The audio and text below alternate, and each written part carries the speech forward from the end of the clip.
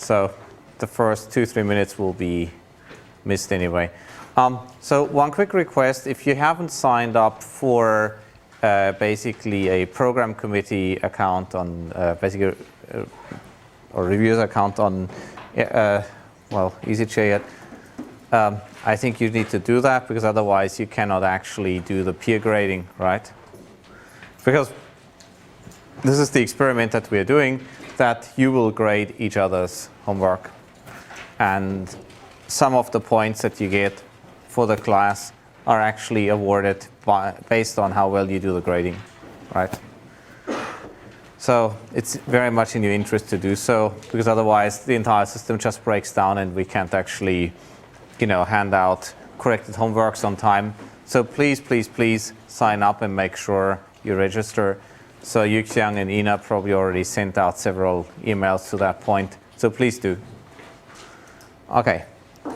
So what we'll be doing today, again, is switching back into randomized algorithms mode after optimization. And we'll probably stay in that mode for this week and probably a fair part of next week. And yeah, those two parts actually do meet occasionally. So for instance, in how you design, function classes compactly and so on. So there's plenty of overlap. Okay. More to the point, I'll actually give you a bit of an example of where the Simhash that we talked about last week, 2 weeks ago, can be used.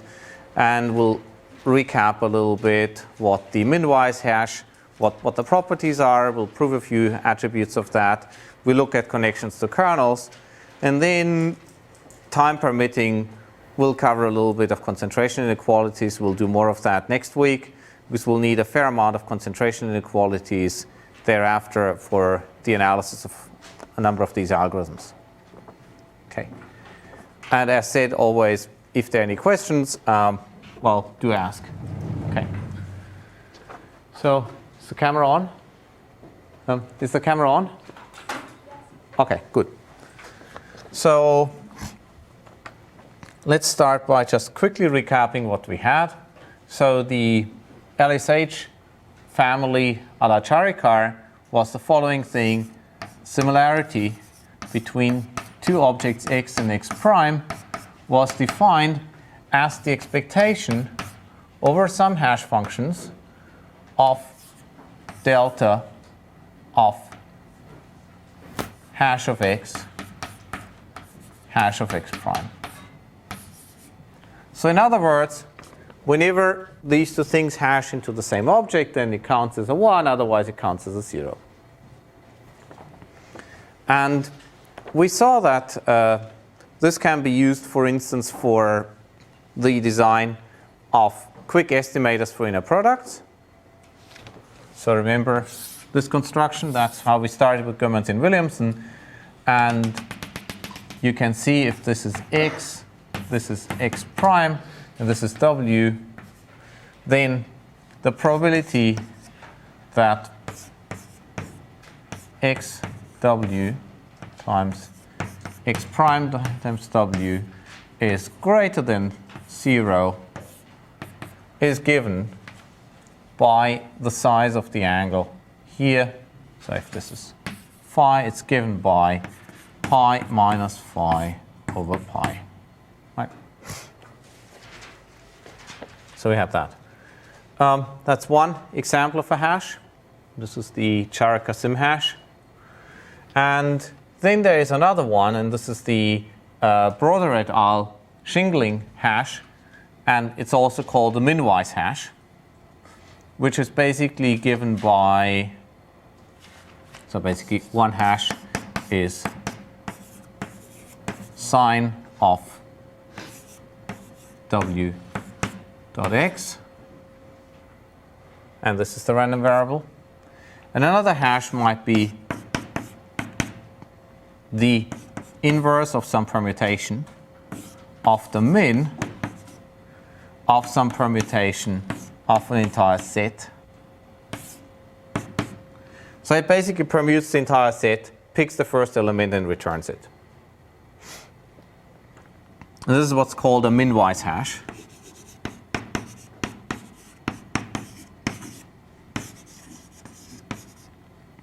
And we'll be looking into this quite a bit later on. So basically, this quantity here will give you an angle. This will give you the intersection between two sets divided by the size of the union. And this is also called the Jacquard measure.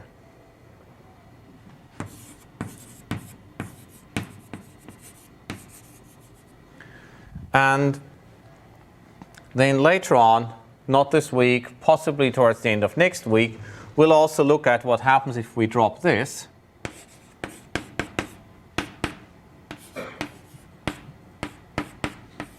And we furthermore, rather than looking at perfect matching here, we just look at hash of x times hash of x prime. And this will give us a good proxy for things like lengths of vectors and inner products. Okay. Needless to say, here we're talking about vectors. Here I'm talking about sets. And here I'm talking about vectors again. Okay. These are some of the more useful ways how you can design such hashes.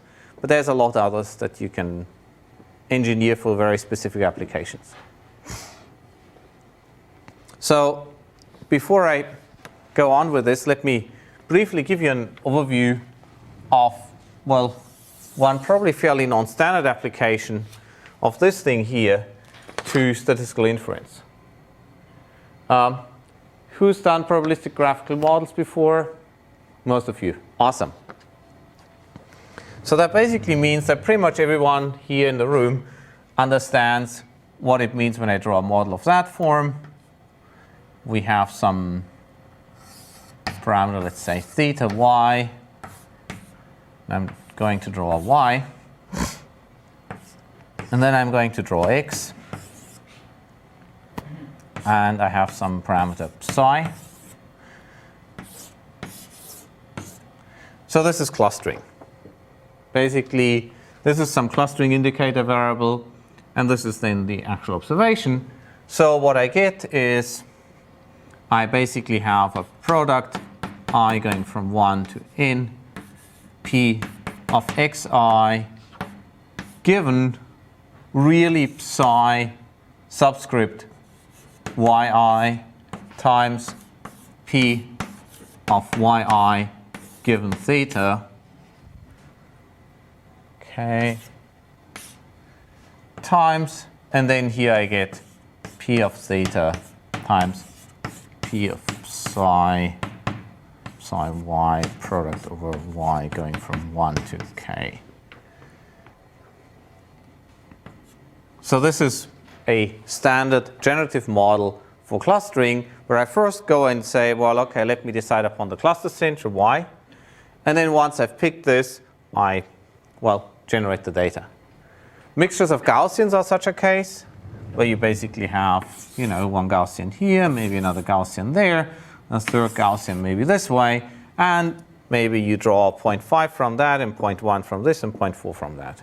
So that should be utterly unsurprising to anyone doing this. If you don't have, you know, vectorial data but counts, you could, for instance, have a multinomial distribution. In other words, this would be something to cluster documents. So you'd have a word model, basically a language model for each cluster, and then you would draw from, you know, that language model for that cluster, and you generate the words, and this way you can nicely cluster documents. And so this is actually a problem that we ran into in industry. So, you know, it's not a big deal if you have maybe, you know, 100,000, maybe a million documents, so that's a small data set, right? And then, you know, a few thousand clusters will do quite nicely. And let's, for the sake of the argument, assume that maybe we have about 1,000 words per document or web page. And, well, unfortunately, in reality, you might have something in the order of maybe 10 to the 9 documents, right? And then you start wondering, well, should I really only have 1,000 clusters? Well, that's an extremely bad idea, because if you only have 1,000 clusters, then, well, you can't really get anything meaningful out of it, because you wouldn't really need 1 billion documents to establish 1,000 clusters. So if you look, for instance, at DMOS or the old Yahoo directory or stuff like that, you will see that there are, and I think there's right now a competition on Kaggle for categorizing into over 250,000 different categories. So what you can easily see is that you won't have more than 1,000 clusters, right? So what you would like is maybe something in the order of k equals, let's say, 10 to the 5. Let's not be too crazy. That's still then about 10,000 documents per cluster, which you usually don't have. If you look at DMOS, you have about, on average, 2-3 documents per cluster, which is crazy anyway. But this is not an unreasonable number. So I want to get the 100,000 leading categories. Now, what quite often is done when you perform this, you actually need to evaluate this quantity here, basically how well a particular observation fits a particular cluster. You need to evaluate it for all clusters. Right. So let's look at what happens there. So now, basically, in order to do inference, you would want to draw from something like P of yi given xi and all the rest. And by the way, the paper that I'm referring to here is called FastX. And that would be by Ahmed, Ravi, Narayanamurthy,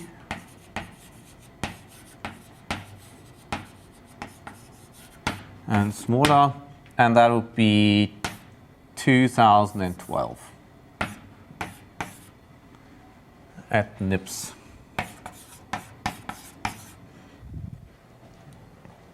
And I'm just briefly walking you through the basic idea of that with its convenient application of Simhash and so on in a context that was probably not necessarily thought of by the people who did this.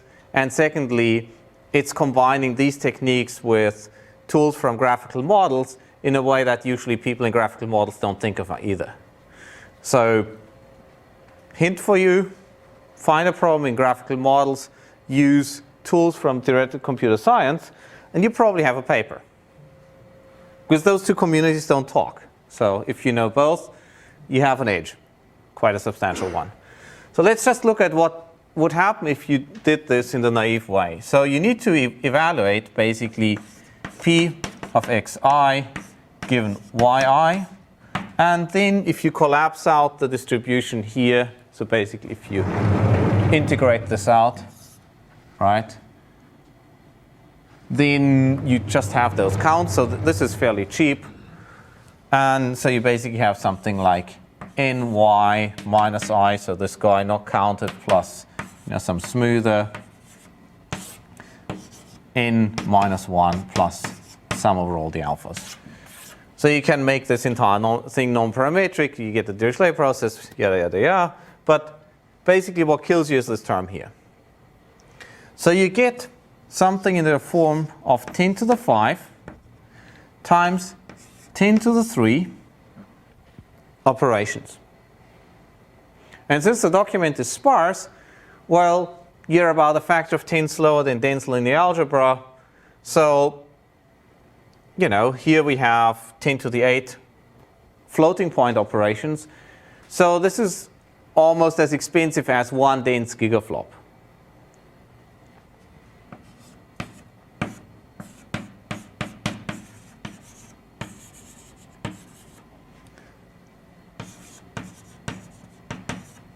Okay.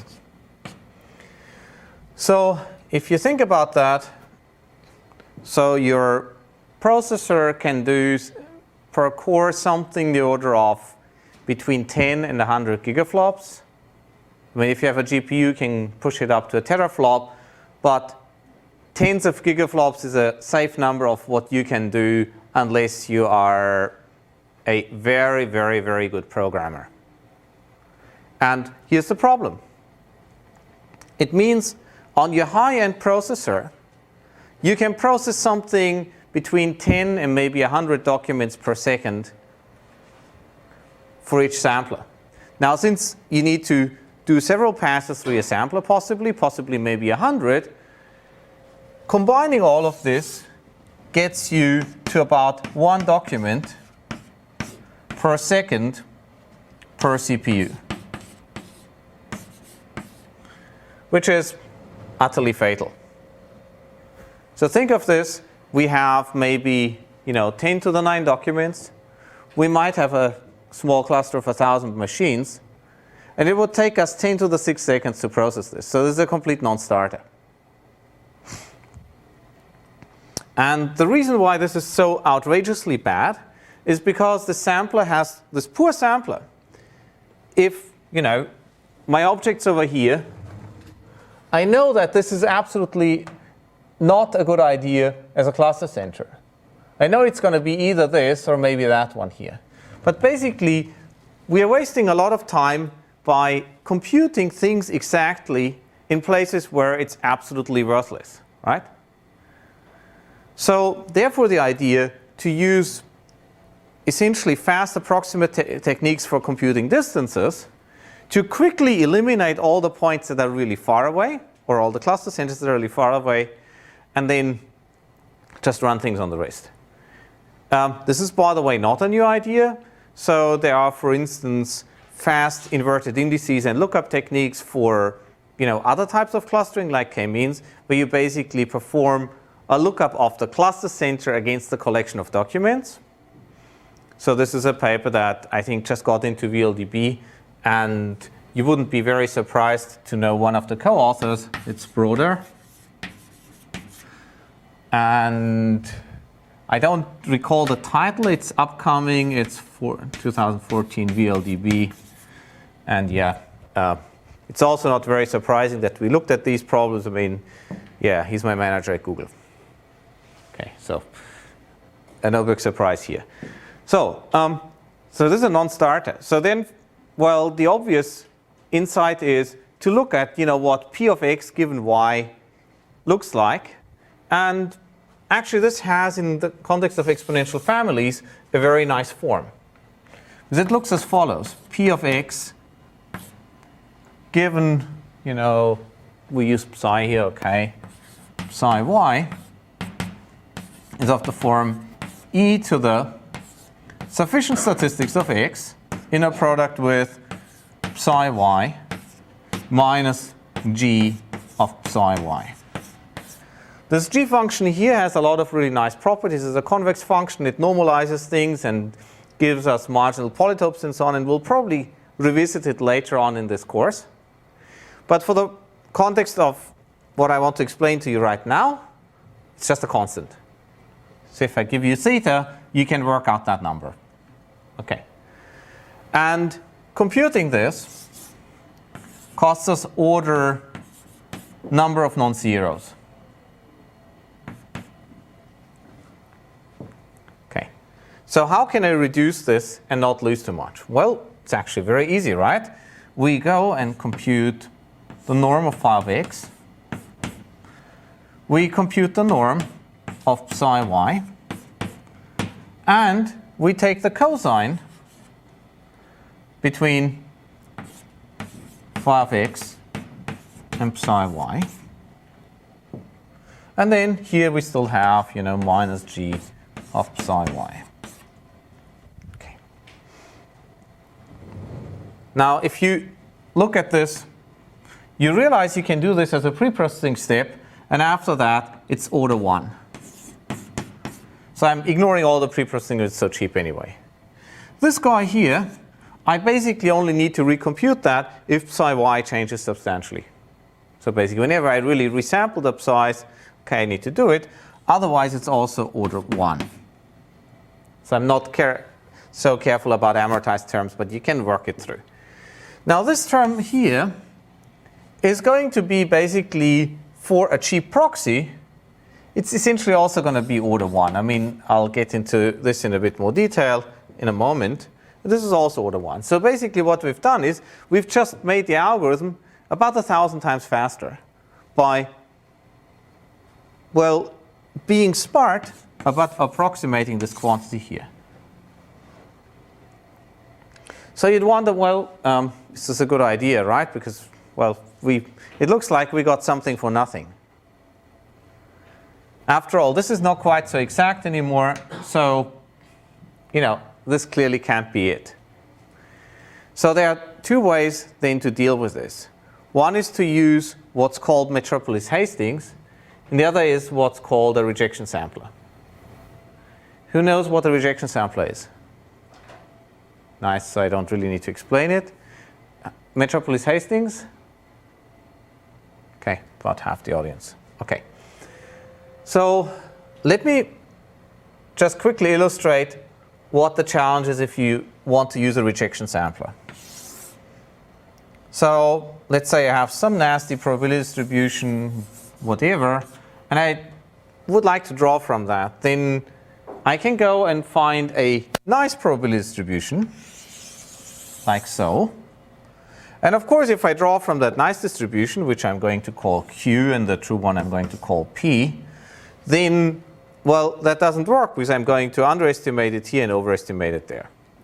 Okay.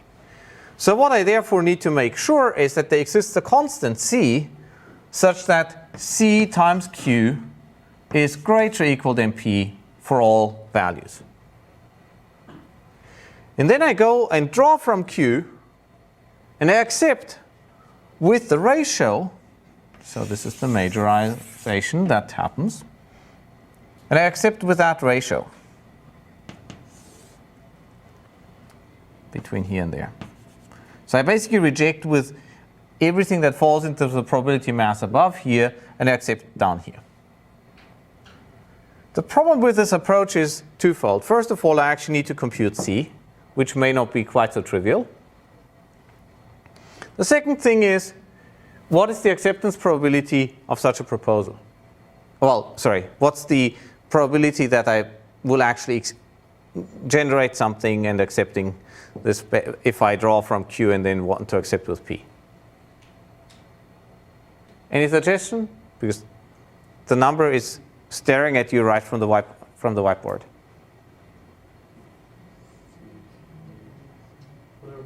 1 over C, exactly. So in other words, I have to draw on average C times from Q before I will accept from P. So the cost is order C. Now, what you can do is you can actually apply a Chernoff bound on this. And so you can bound this thing within some epsilon. Trouble is, you have these two terms here, right? Then you multiply by epsilon, and you exponentiate. And this can be a non-trivial number. And even then, you only get a high probability bound. So in practice, the rejection sampler, while being very desirable and being something that's, very clean and everything, and once you accept, you're done in one step and everything's good, isn't a very computationally efficient way of going about things. Yep? So what's that symbol in the box? This, it's cosine, sorry. I'm sorry, my handwriting is abominable. And that's the angle between these. Okay, yeah. So basically, the rejection sampler, while being desirable and letting you write a paper that's a Frankensteinian monster between Chernoff bounds and Bayes' rule, doesn't really work very well. But no need to worry, there's something better. It's called a Metropolis Hastings sampler. And Metropolis Hastings was actually devised for a more general setting than what we'll need it for right now. But you can already see that, okay, we've made it about 1,000 times faster, and yeah, so that's good. Now, basically, here's what I can do. Let's say I want to draw from P of x. But I actually, unfortunately, only have some distribution Q of x prime given x. So this is going to let me build a Markov chain. It's not going to be just a single observation, but I'm now going to generate a chain of possibly dependent random variables. And I hope that this chain will mix fast enough, or that I'm already close enough to something that's converged, that I can actually get away with this. Okay. So for instance, if you have some distribution here, then the proposal could be one to say, well, on average, move a little bit to the left or to the right, and then look around how things go and accept it. And so you get basically something that just totters around. Or if you have, a diffusion process, you might have, a large volume here, maybe a small volume there. Okay. And then it might take the particle quite a long time to move around here, and then oops, at some point it comes in here. So there, the dynamics might actually well be modeled with something like this. In any case, I'm not going to go and derive this in detail. You can look at the derivation of the detailed balance equation, for instance, on Wikipedia, or take Eric's class. That's right after this one. You basically accept the move from x to x prime with the following probability, which is the minimum between 1, and then you can easily, well, it's easy to remember if you actually look at it, but okay, here's a way of checking that you get it right. You basically take the ratio between P of x and P of x. So P of x prime and P of x. So this is going from x to x prime. That's what we're looking at. So we want to make sure that afterwards, we get something that scales like P of x prime. And now we need to repair the fact that we might have been more likely to move in one direction rather than backwards, so we need to satisfy this detailed balance equation, which means basically that we take Q of x given x prime divided by Q of x prime given x. Okay. This is what's called Metropolis Hastings.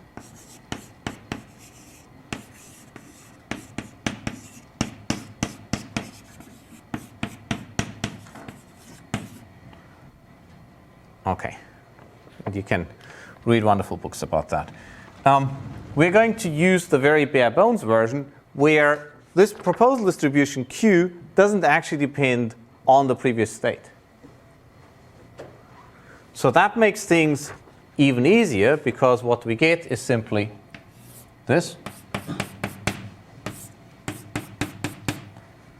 So, in other words, we propose by using Q, and then we check whether this actually looked reasonable based on P, and if not, then, well, we are less likely to accept that move.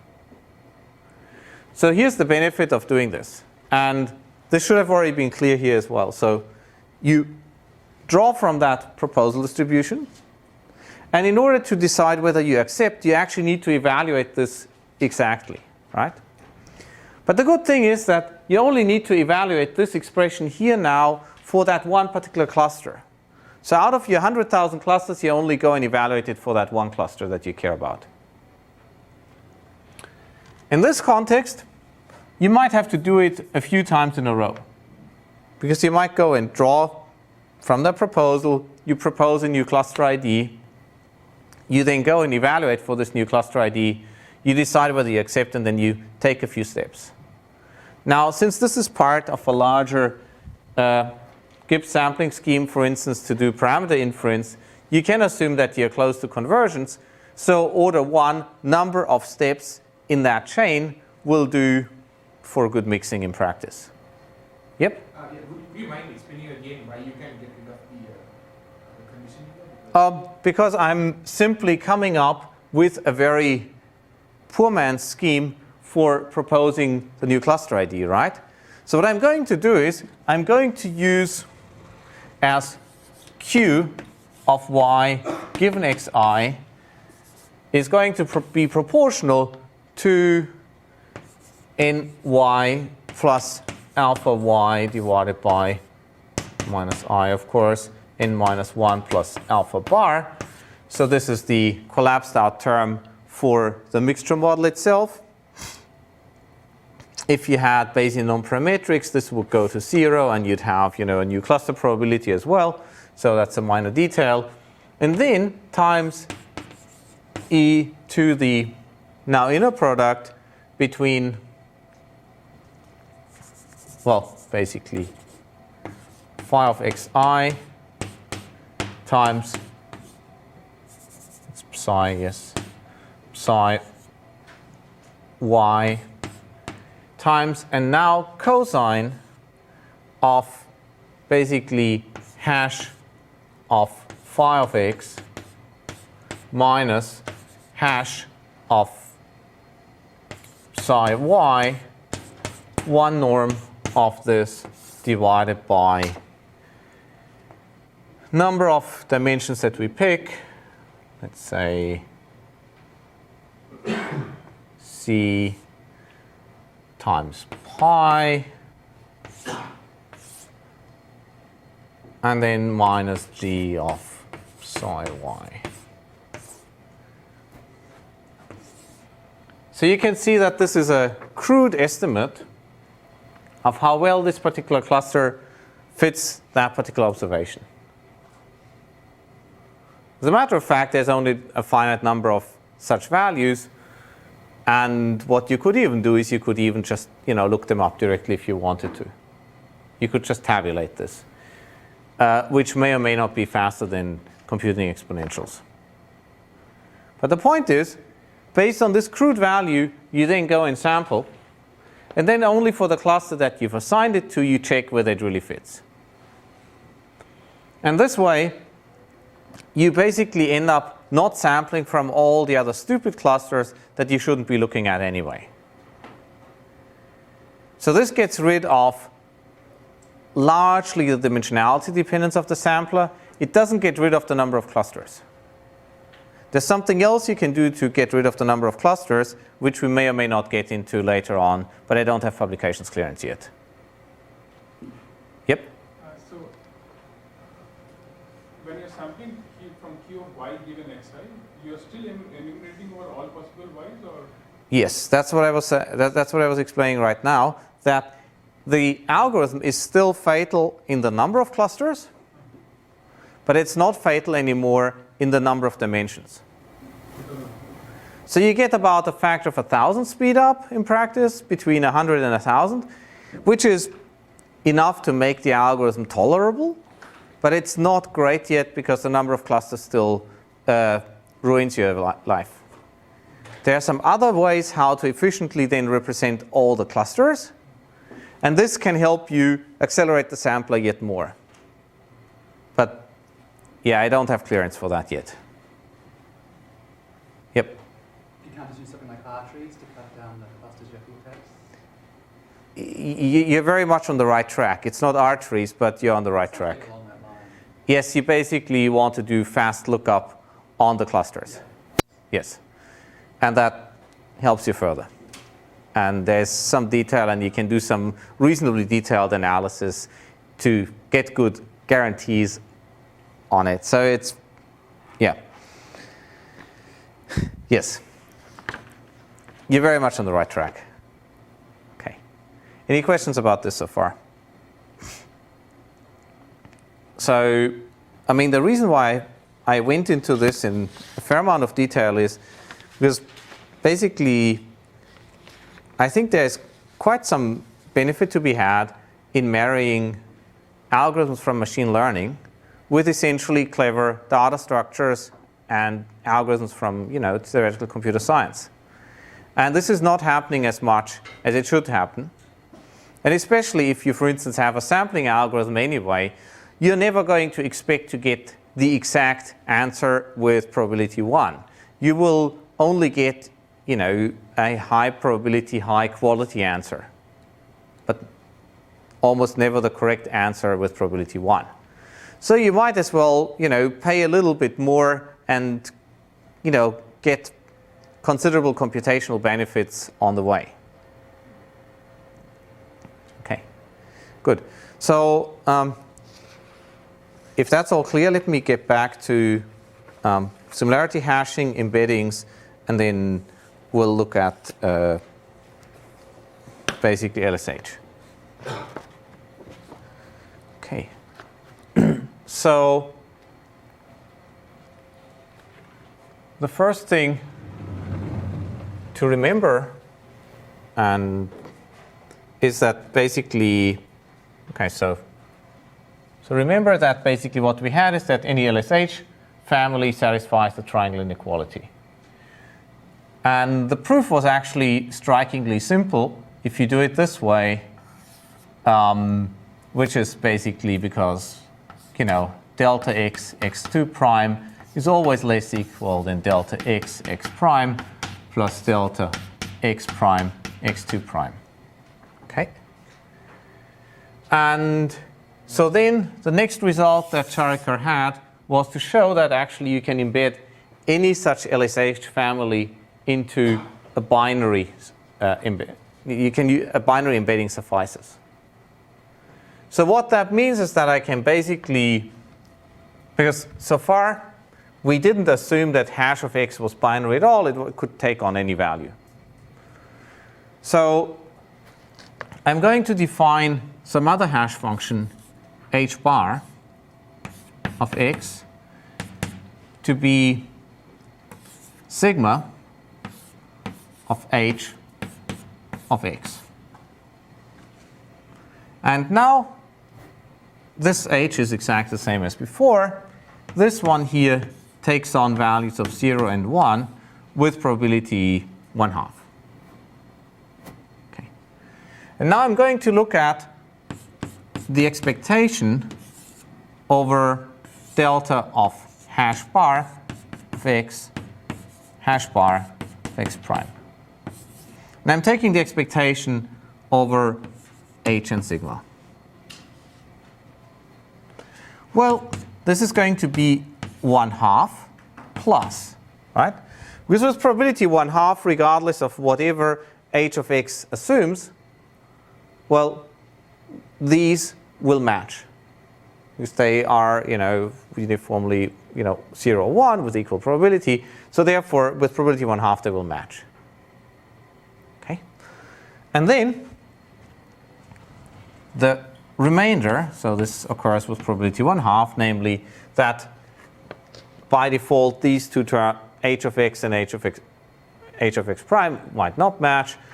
It's going to be a matter of whether the arguments of this hash function match. So it's going to be h of x dot h of x prime. In other words, this is nothing else than 1/2 of 1 plus sim of x and x prime, which shows that I can go and embed any such hash into something that's binary. It's kind of useful.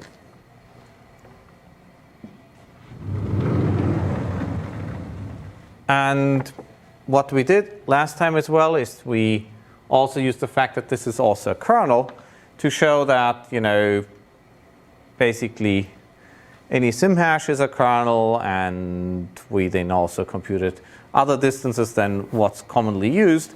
Basically, we had this nice square distance. So here's a question.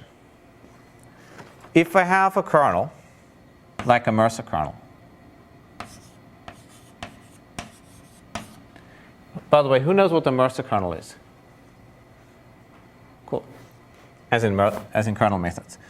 It's a function k of x and x prime that is symmetric and has the following property, that it can be written as sum over I lambda I psi I of x psi I of x prime with lambda I greater or equal than 0, and furthermore the psi i's are all in L2 on whatever domain, and furthermore that the psi i's are actually orthonormal.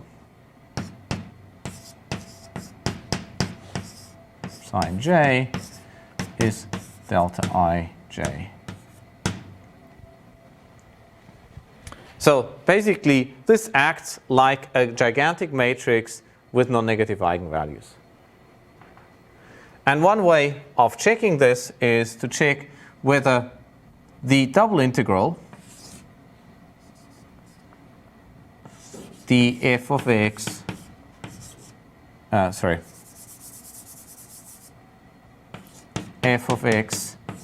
of x prime, k of x, x prime, dx, dx prime is greater or equal than 0 for all f in L2. Then this condition holds. And because the guy who came up with this condition was Mr. Mercer, I think it's in 1902 or 1908, something around that time. That's why it's called a Mercer kernel. Okay. So this is something that people use a lot in, well, hence kernel methods, so support vector machines, Gaussian processes, and so on, they all use this. So here's a question. Can I go and embed any such kernel also in here? Basically, does the same trick work? Can I find a simple LSH family? So basically, can I find an LSH family such that it matches a kernel? Can somebody give me a very simple proof? Or rather a counterexample?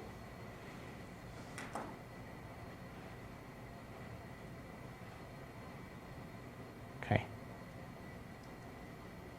So if you think about it, it's actually very easy, right? Because sim of x and x prime is always greater or equal than 0.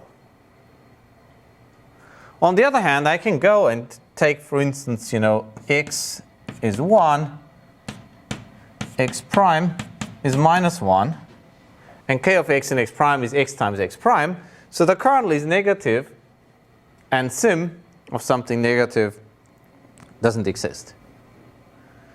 So it's clear from that that the Simhash is insufficient to approximate kernels. However, with some not too horrible modifications, I can turn the kernel into something that's quite useful for the Simhash.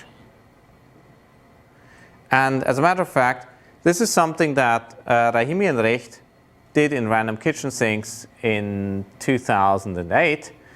And don't worry, we'll go through this and fast food and a few other things in a lot more detail in a couple of lectures from now. Let me just quickly give you that pointer.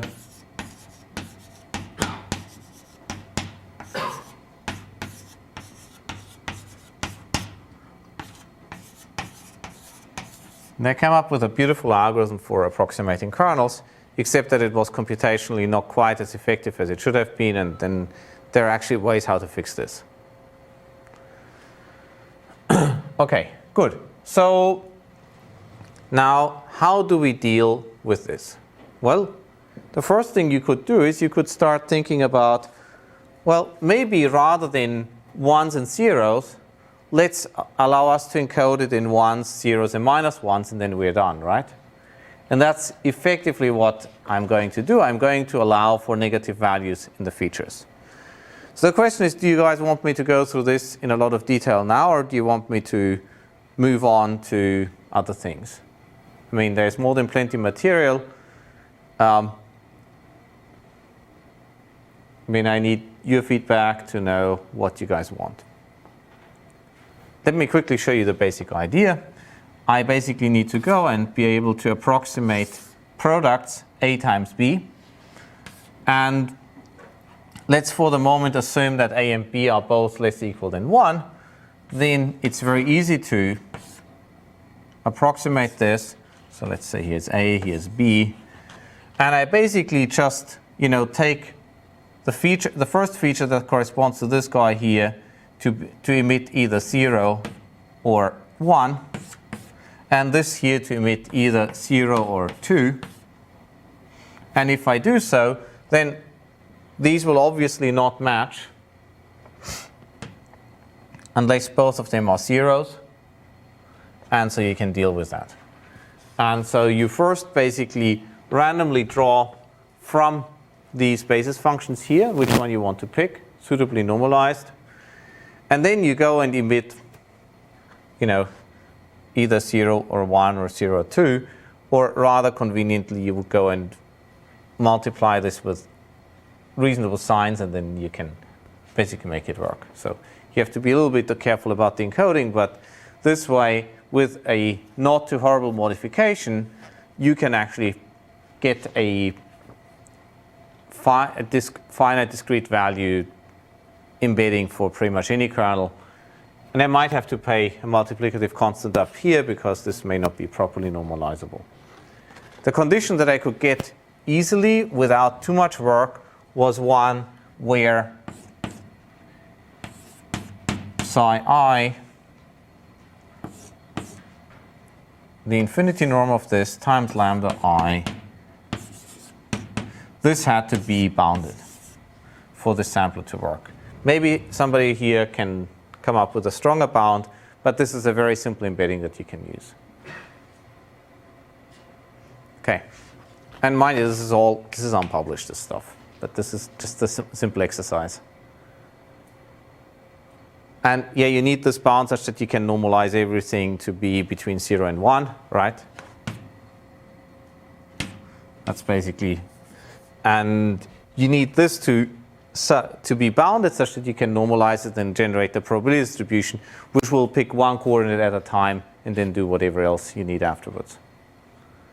So that's the simple construction. Okay, and yeah, we'll need 2-bit rather than 1, but then we get arbitrary signs. Okay, good. Any questions so far? Good, so that concludes sort of kind of the Simhash, and we're now going to go back to the Minwise hash and shingles. And my guess is we are not going to be able to uncover concentration of measure today.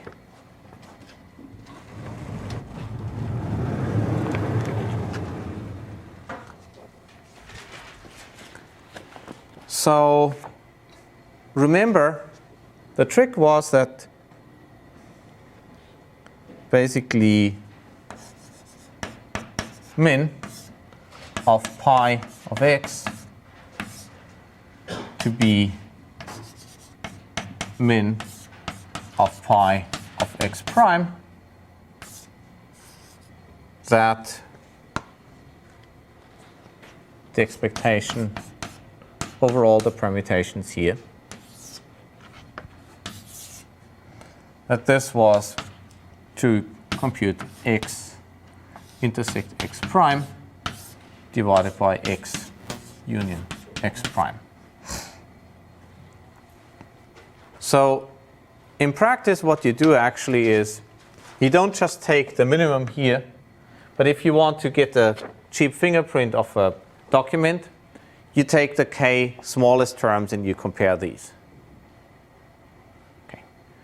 So before I go into the analysis, let me give you an example of where you can also use this algorithm. Suppose I give you a data stream, and the stream is of infinite length, and your goal is to compute, or rather subsample, from the frequency counts of that data stream. Okay. So this happens, for instance, let's say I send you out as an explorer into the jungle, and your goal is to find out what the, species distribution in the jungle is. Okay? And for whatever reason, you can only really bring back, let's say, 10 numbers. So now, okay, so basically you want to estimate, you want to get nx, where x is drawn uniformly from my domain.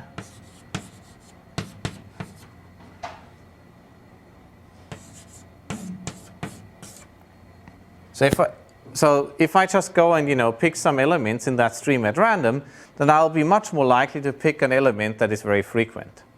So let's say, for instance, I don't know, moose are really frequent, but butterflies are not, then okay, you'll be very likely to report back the number of moose rather than some species of butterflies. Okay, so now one way to address this is by using exactly this min hash trick to uniformly draw from the domain, because you don't know the domain beforehand. So for every element that arrives, you get this very simple algorithm. Okay. Pick c equals infinity and n to be 0. Okay, good. Now, for every x that arrives, compute hash of x. If hash of x equals c,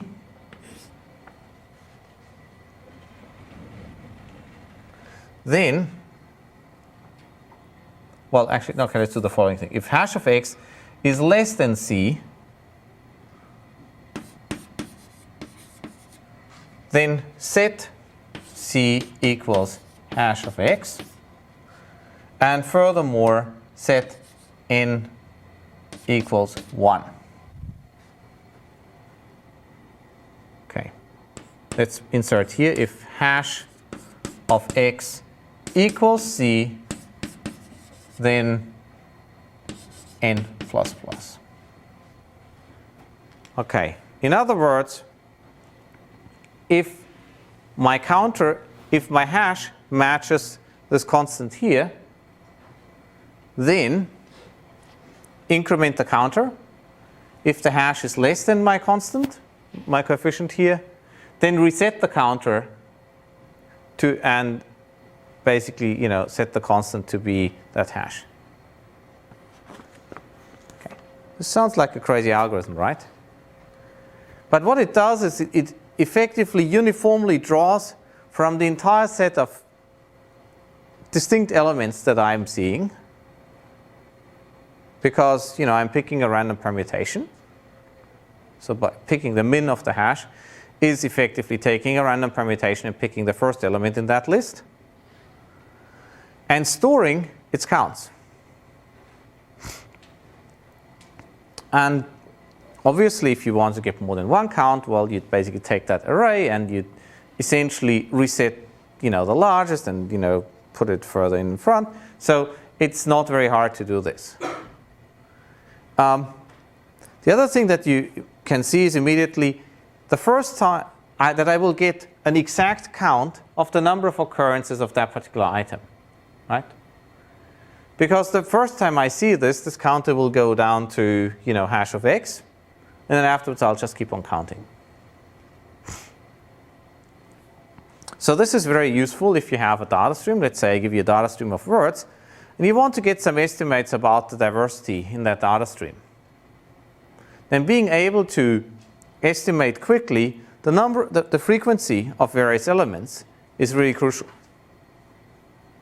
And this gives you a very simple algorithm to obtain this. On top of that, of course, also looking at the value of c that you got in the end tells you something about how many different elements you had in total, right?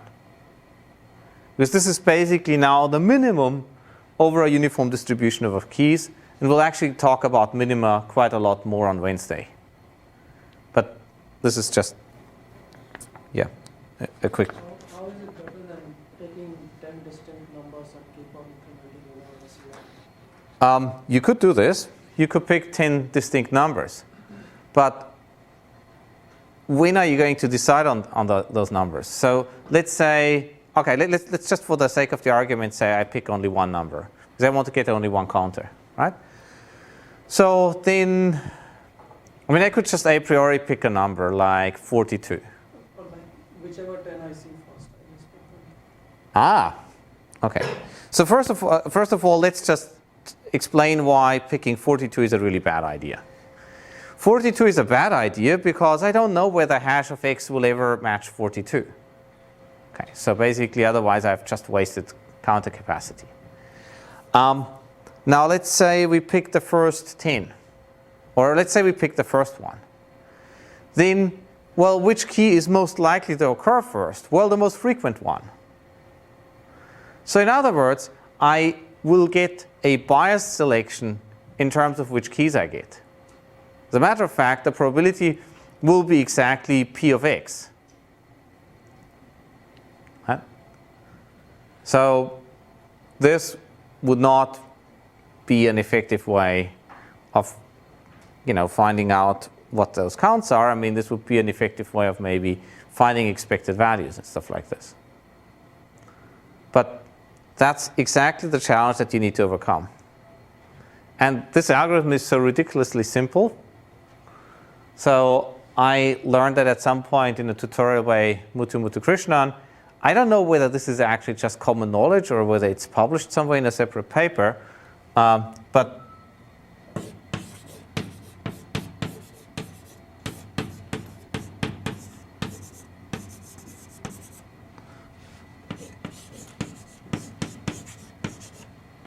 basically, if you go to a theory conference, he's the guy with the most outrageous hairstyle. He's easy to spot. Okay. Many years ago I learned this trick from him. So this is an example of using Minwise hash, not just for comparing documents, but basically for extracting count statistics from a document. Okay. So now, what is a Minwise independent permutation family? It's one which has the following property, that the chances of picking any particular element are uniform. Okay, so to write this up in math is the following: the probability that min of pi of an entire set equals pi of little x. That this probability here is, well, what should it be? Question to you guys. So here's an entire set of, let's say, maybe 10 elements. And here's a single element from the set. Let's say this one here. So what should the probability be that I pick any particular element as the minimum? 1 over x.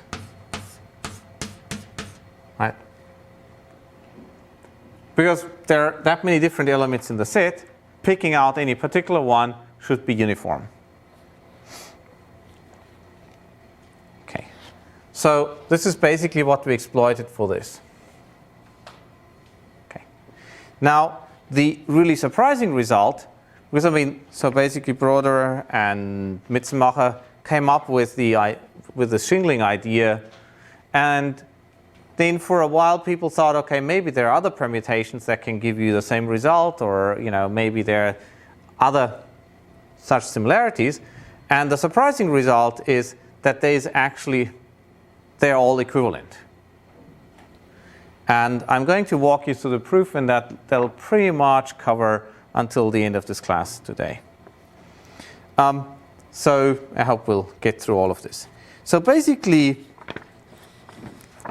the theorem goes that for any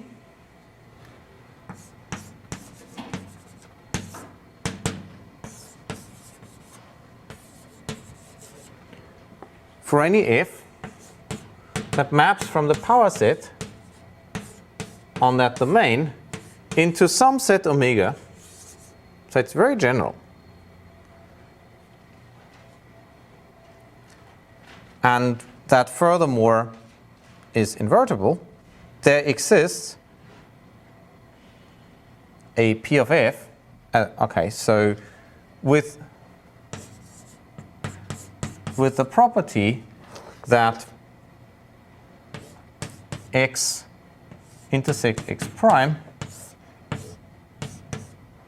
x union prime equals the expectation over f of delta of f of x, f of x prime. Okay. And some probability distribution of f with this. So if I have this, then there exists a probability distribution over pi, and furthermore, also a mapping from f to pi f, such that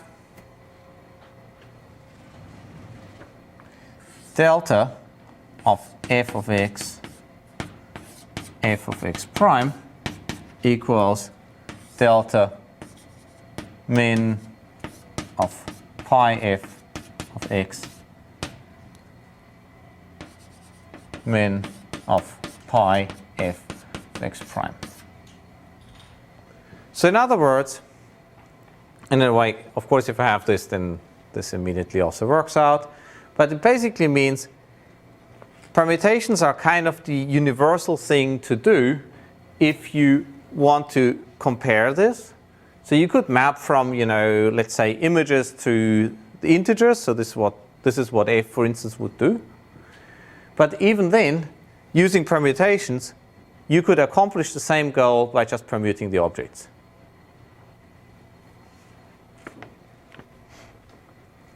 So that's kind of a really nice property. And so the way how you actually prove that this holds is you explicitly go and construct a permutation for f. And you construct it as follows. So you basically apply f to the entire domain. And you get some element out of it. You then remove that element, and you reapply f to the domain with that element missing. And so this gives you a total order on these elements. And this is what you then use as a permutation. So basically, if you then have a subset of elements, you basically go and just pick those out in that order that I just described, and then you mash things up. Omega is a set of integers? It could be anything. But you need an order on omega. Was that the order? I don't even need an order on omega. How do you take min of pi f of x? So basically what it says is there exists a permutation pi subscript f, which now works on on those objects here again, and that permutation is always well defined. I'm just taking the first in the list. So that's the hidden thing that I'm using there. But other than that, it's basically if these match, then everything's fine. And so this is basically going to be our construction. Now, before I can do this, I essentially need to show that if I have, subsets of those full sets, I actually get the same hash out of it. I basically need to work my way through those various conditions. And this is what happens in a sequence of fairly nice and easy to read lemmata. And the paper that I'm referring to is Broder and Mitzenmacher 2001.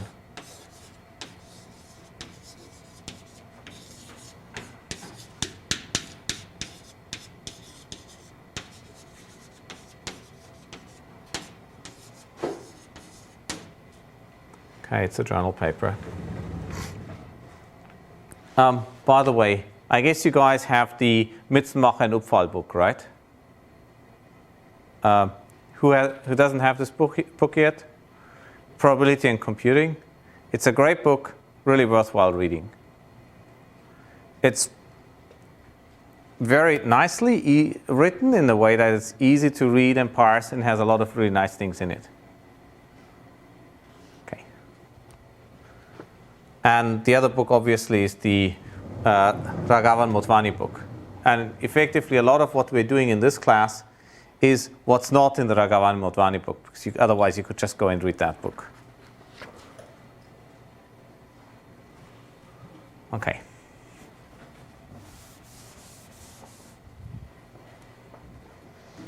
Okay, good. So now we'll go about proving this. So the first thing to do is to, well, check what happens if I have a set X and a little element. So lemma 1 is that the probability, the f of x, capital X, equals f of little x. Well, what should that be? So little x is in this set.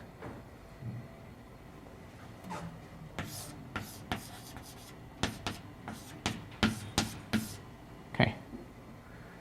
Who says 1? 1 over x. Exactly.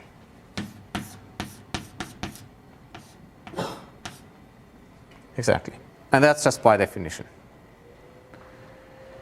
Now, furthermore, so lemma 2, the probability of f that f of little x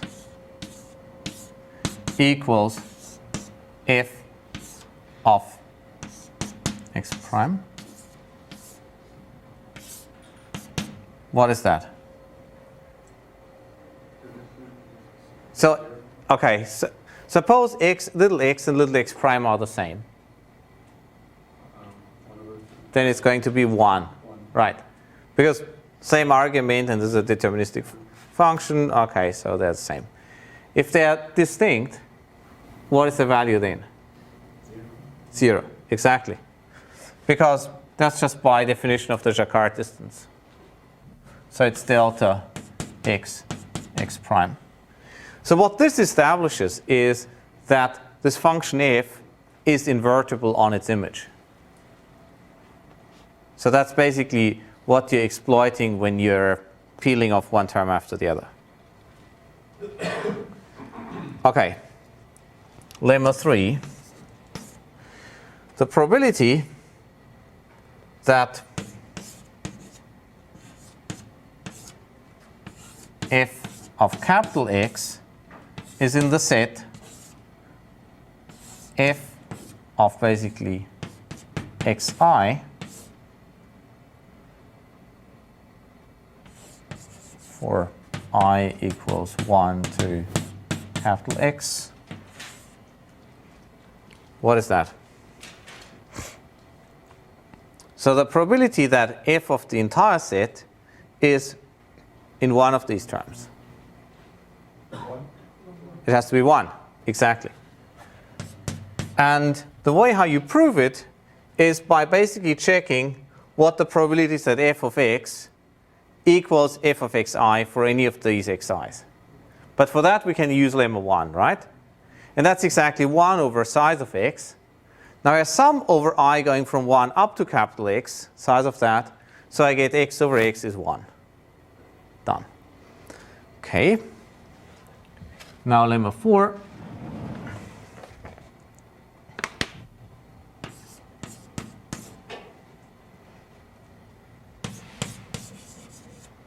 For x being a subset or equal to y,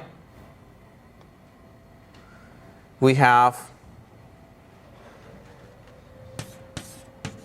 the probability of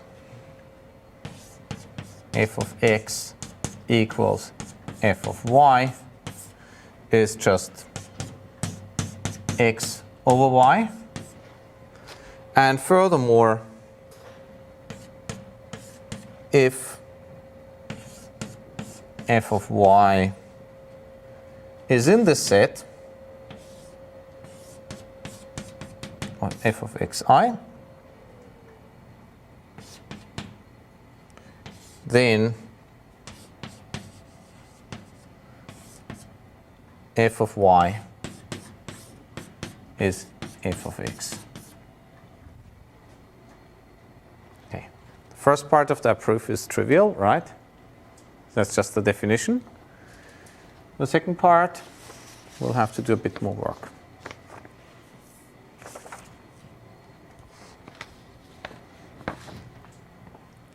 So I can expand this.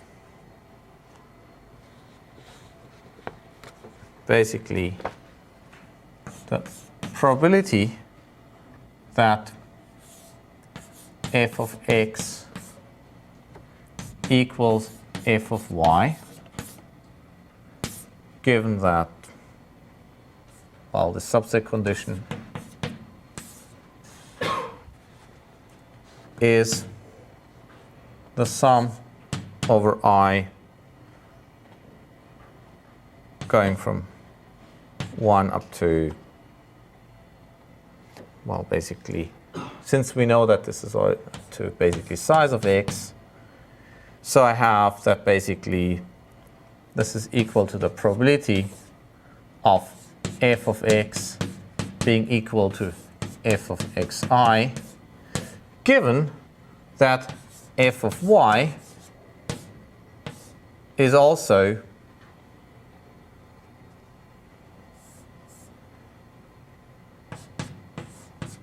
f of xi, because I mean that's basically if they match at this point here, times the probability that f of y equals f of xi.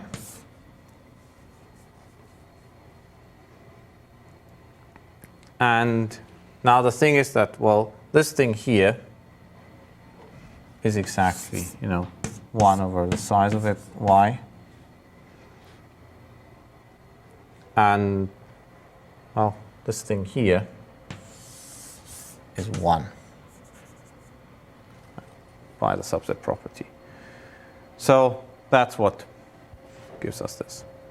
And then from that, it immediately also follows that f of y is f of x whenever this holds. So these are the things that we will need. And so we have about 5 minutes to do the rest. So what I'm going to do is, first of all, make a bit of space.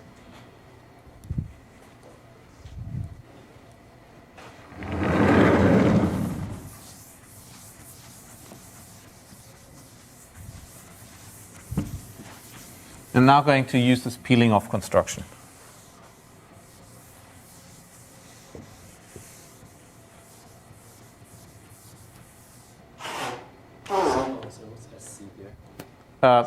And the subset condition, yeah, it's just this thing here. Yeah, I was just too lazy to write it out in excruciating detail. Sorry. Okay.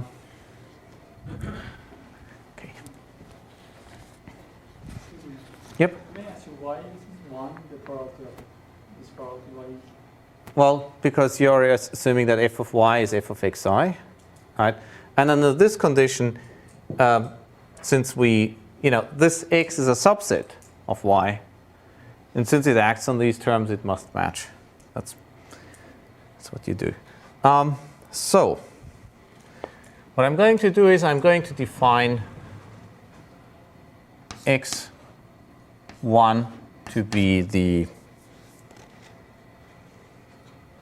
basically functional inverse of f of x, and this is to be taken with a grain of salt because, well, this may not be invertible, but it will be invertible on the image of x. And we know that from this property here, right? So this clearly states that for two different x's, f of x cannot be the same, and so I'm going to use this. Okay.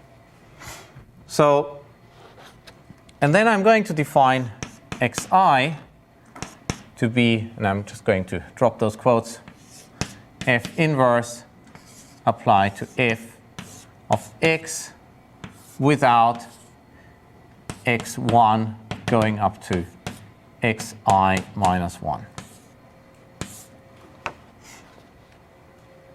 And I'm going to define a permutation on the x's, which will then order the entire set in that order. So this defines a an order on x, and I get a permutation accordingly. This will give me pi f. So now the point is we want to apply this to arbitrary sets x, rather than just those that are as neatly ordered as here. Sorry, this would have been the entire domain. Okay. And what I'm going to do is I'm going to now find the largest term, well, the small, okay. I'll basically find the smallest term that is still, of those xi's, that are still in the set. So x subset is calligraphic, and I'm going to find xi that is still in x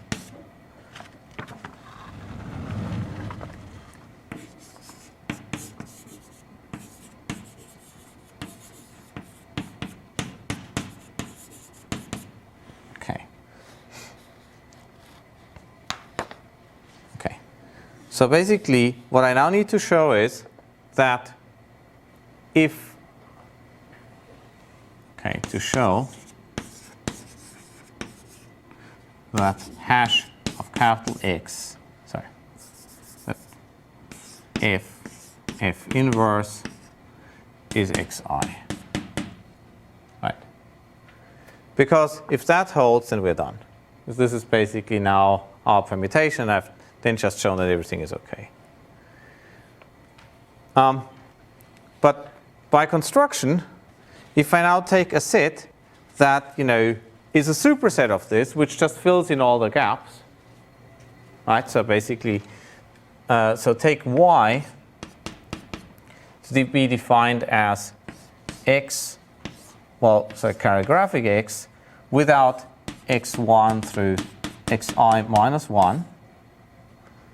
If I do this, I know that hash of y, so f of y is, and then the inverse of that is going to be exactly xi. But by lemma 4, I now know that for x being the subset, those two functions have to agree, so I'm done. So basically, I'm using the subset property here, this equality, to show